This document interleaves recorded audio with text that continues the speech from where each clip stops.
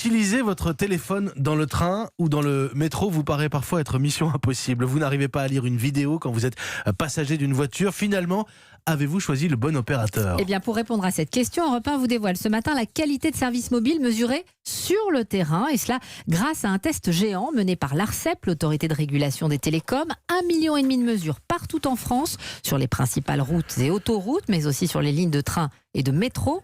Résultat, François Geffrier. Eh bien, en moyenne, c'est chez Orange qu'il vaut mieux être quand on prend le train ou la route. Près de 9 fois sur 10, on réussit à charger une page web en moins de 10 secondes sur son téléphone. Ça peut paraître un peu lent, mais les autres opérateurs font moins bien.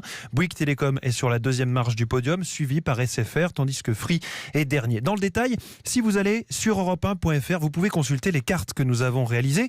On peut s'amuser comme ça à regarder de près n'importe quel coin de France. Par exemple, en Bretagne, on voit que SFR couvre assez mal la N165 entre Nantes et Brest. À côté de ça, si vous allez un peu plus au sud, entre Périgueux et Brive, Orange n'est pas toujours au top sur l'autoroute A89. Faites le test aussi sur les lignes de métro, de trains régionaux et les grandes lignes. Ça peut être bien pratique si vous hésitez à changer d'opérateur. C'est d'ailleurs aussi le but de ces mesures, mettre la pression sur les opérateurs pour qu'ils améliorent leur couverture de la France.